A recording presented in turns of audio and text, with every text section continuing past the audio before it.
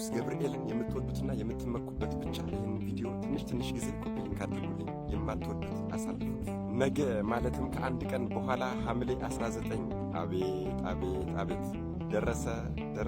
ደረሰ የምንባረክበትና የምንቀደስበት ትልቅ በረከትን የምናገኝበት ገና ከሕፃነታችን ጀምሮ ፍቅሩን እንደ ምግብ እያበላ እንደ ውሃ እያጠጣ ያሳደገን በቃሉ ትእዛዝ ብቻ የጠላትን አንደበት ጸጥ የሚያደርገው የምስራች ተናጋሪ ደስታን አብሳሪ የራማው መልአክ ሊቀ መላእክት ቅዱስ ገብርኤል አደራ ይሄንን ቪዲዮ የምትችሉ 19 ጊዜ የማትችሉ ደግሞ ቢያንስ 3 ጊዜ ኮፒ ሊንክ እንድታደርጉልኝ እጠይቃለሁ። ለቤቱ አዲስ ሆናችሁ ፎሎ ማድረግ እንዳይረሳ። መጋቢ ሐዲስ ሊቀ መላእክት ቅዱስ ገብርኤል በሰማይ በመላእክት መካከል ጠብና ክርክር በሆነ ጊዜ በቃሉ ትእዛዝ ብቻ ተከራካሪ መላእክትን ጸጥ ያደረገ የራማው መልአክ ለዓለሙ ሁሉ ፍስሐና ደስታን የሚነግርና የሚሰብክ ይህ ቅዱስ ገብርኤል ነው። በሰይጣን ተንኰልና ማሳት ለታመሙ ሕይወትና መድኃኒት የሚሆንልን ይህ ቅዱስ ገብርኤል ነው። የነቢያትን ትንቢት የፈጸመ ይህ ቅዱስ ገብርኤል ነው። ለዓለሙ ሁሉ ለሰው ልጆች ሁሉ የደስታን ስሜት የሚያመነጭ ይህ ቅዱስ ገብርኤል ነው። ከእግዚአብሔር ዘንድ ወደ እናታችን ወደ ቅድስተ ቅዱሳን ወደ ቅድስት ድንግል ማርያም ወላዲት አምላክ እመብርሃን የእግዚአብሔር ወልድን ሰው መሆን ሊያበስራት የተላከው ይህ ቅዱስ ገብርኤል ነው። ለካህኑ ዘካርያስም የመጥምቀ መለኮት ቅዱስ ዮሐንስን መወለድ ብስራት የተናገረ ይህ ቅዱስ ገብርኤል ነው። አባቱን ባላመነው ጊዜ አንደበቱን ዘግቶ የሄደ ይህ ቅዱስ ገብርኤል ነው። ለነቢዩ ዳንኤል ራእይን የገለጸለት ለነቢዩ ሄኖክም ደግሞ ጥበብና ምስጢርን ያሳወቀው ይህ ቅዱስ ገብርኤል ነው። ሊቀ ሰማዕታት ቅዱስ ጊዮርጊስን የተራዳው ቅዱስ መርቆሬዎስንና ቅዱስ ገላውዴዎስን ደግሞ ከሰማይ የእሳት ሰይፍ የብርሃን ሰይፍ የሰጣቸው ይህ ቅዱስ ገብርኤል ነው። አንጌቤናዊቷን ሰማዕት እናታችን ቅድስት ኢየሉጣንና የ2 ዓመት ከ9 ወር ሰማዕቱን ሕፃን ሰማዕቱ ቅዱስ ቂርቆስን ከፈላ ውሃ የታደጋቸው ይህ ቅዱስ ገብርኤል ነው። ቅዱሳን እናቶቻችንና አባቶቻችን ከመወለዳቸው በፊት የመጸነሳቸውን ዜና ለወላጆቻቸው መጥቶ የሚያበስራቸው ይህ ቅዱስ ገብርኤል ነው። እነዚህ ቅዱሳን እናቶቻችንና አባቶቻችን ከተወለዱ በኋላም ደግሞ በሕይወት ዘመናቸው ሁሉ ተጋድሏቸውን እንዲያጸኑና በሃይማኖታቸው እንዲቆሙ የሚራዳቸው ይህ ቅዱስ ገብርኤል ነው።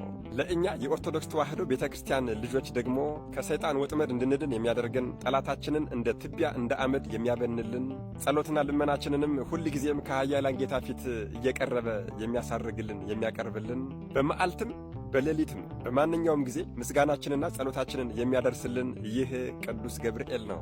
የካህናትን የማዕጠንት መዓዛ በ24ቱ ካህናተ ሰማያት ማዕጠንት ላይ ወስዶ የሚያስቀምጥልን ይህ ቅዱስ ገብርኤል ነው። የሞተውን የሚያስነሳ፣ የተጨነቀውን የሚያረጋጋ፣ የታመመውን የሚፈውስ፣ የአዘነውን የሚያስደስት፣ ወገን ዘመድ ለሌለው ወገን ዘመድ የሚሆን በተሰጠው ቃል ኪዳን እኛ ኃጢአተኛና ወራዳ ልጆቹ ገና ስሙን ስንጠራ የስሙን የመጀመሪያ ፊደል ስንጀምር ከአውሎ ነፋስ ፈጥኖ የሚደርስና ጠላቶቻችንን እንደ ጢስ የሚያበንልን እንደ ትቢያ የሚበትንልን አልፈታ ያለንን የሕይወታችንን ቋጠሮ በሙሉ የሚፈታልን ሩኅሩኅና የዋሁ የራማው መልአክ ሊቀ መላእክት ቅዱስ ገብርኤል ሐምሌ 19 ሕፃኑ ቅዱስ ቂርቆስና እናቱ ቅድስት ኢየሉጣን ከፈላ ጋን ውሃ እንዲሁም ደግሞ ከእቶን እሳት ያዳነበት ዓመታዊ ክብረ በዓሉ ነው። ሊቀ መላእክት ቅዱስ ገብርኤል በስሙ ማንኛውም ሰው አቅሙ በሚፈቅደው መልኩ ለተቸገረ ሰው ለመጸወተ መታሰቢያውን ላደረገ ዝክሩን ለዘከረ በስሙ በተሰራች ቤተ ክርስቲያን ተገኝቶ